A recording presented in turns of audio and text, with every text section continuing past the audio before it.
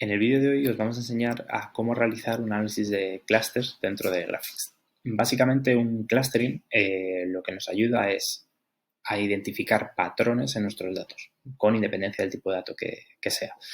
Esto se engloba dentro de lo que se conoce como aprendizaje no supervisado. ¿Por qué? Principalmente porque no le estamos pasando a una target, un objetivo que tiene que predecir mi algoritmo, sino que directamente yo le voy a pasar una serie de datos y él por su cuenta va a cruzar las variables hasta ir encontrando los patrones que se esconden detrás de mis datos.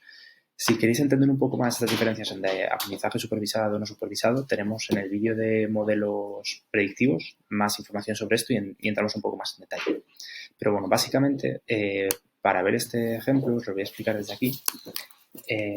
Vamos a coger un dataset de clientes, este, y lo que vamos a irnos es a esta parte de models, ¿vale? Como veis también, lo veréis seguramente si hacéis análisis de encuestas, análisis de comercio, tanto e-commerce como retail a lo mejor, o análisis de empleados, también podéis hacer un clúster y tenemos ahí la opción de clustering, ¿vale? Básicamente, el clustering, como lo que nos hace buscar patrones en nuestros datos con independencia de a qué pertenezcan esos datos, nos sirve para todo. Pues imaginaos que quiero analizar las características de los empleados de mi empresa o sacar conclusiones de quiénes son los que pueda afectar a que se vayan o no se vayan. Los tipos de clientes que tengo, ¿no? Si quiero hacer diferentes campañas de marketing orientadas a diferentes perfiles. Encuestas, ¿no? Quiero ver diferentes grupos de opinión en función de lo que van respondiendo en las encuestas. Pues todo esto lo podemos hacer con clustering. Básicamente, si nos vamos aquí a modelos, tenemos el Train and Predict, que es el que esto lo vemos mejor en el vídeo de modelos predictivos, y luego tenemos aquí esta parte de cluster, ¿vale? Cuando entramos en la parte de cluster, básicamente tenemos la misma interfaz que vamos a tener también en la parte de Train and Predict. Básicamente, aquí en nuestro dataset lo que tenemos son datos de clientes de máquinas de café, principalmente. Entonces, pues tengo género, fechas sobre cuándo compraron por última vez, cuándo se registraron, cuándo crearon su cuenta, diferentes fechas que podemos utilizar para diferentes fines. Aquí tenemos, por ejemplo, si estas personas tienen una máquina de café o compraron una máquina de café o han comprado o no han comprado, entonces a lo mejor su compra se basó más en cápsulas o cosas de ese estilo. Cuánto se dejaron en la última compra, qué tipo de modelo de máquina compraron, bueno, diferentes datos, ¿vale? De mis clientes. Entonces, todas estas columnas son las que encuentro aquí a la derecha, ¿vale? Entonces, yo lo que le voy a pasar a Graphics es qué variables quiero que tenga como factores para buscarme esos patrones, ¿vale? Para entrenar el algoritmo, buscarme esos patrones. Entonces, básicamente le puedo decir, vale, pues quiero ver si hay diferencias a lo mejor por género, quiero ver si compraron una máquina o no, pues a lo mejor también me interesa meterlo, qué tipo de máquina compraron, cuánto se dejaron en la última compra, pues a lo mejor también me interesa, si tienen puntos de la tarjeta de fidelidad o lo que sea, pues de fidelización, pues podríamos meterlo también.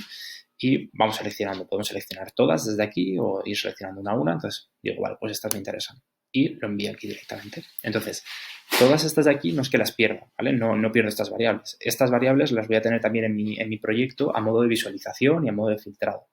Pero a la hora de crear el grafo y crear esas relaciones y esos clusters, solamente va a tener en cuenta estas variables que le estoy pasando aquí, ¿vale?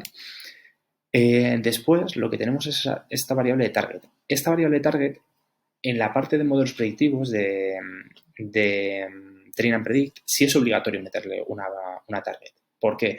Porque en los modelos de aprendizaje supervisado le tengo que decir qué quiero predecir, ¿vale? En este caso, al ser no supervisado, no hace falta que yo le diga a Graphics qué es lo que me tiene que predecir, sino que directamente con los factores me va a buscar esos patrones en los datos.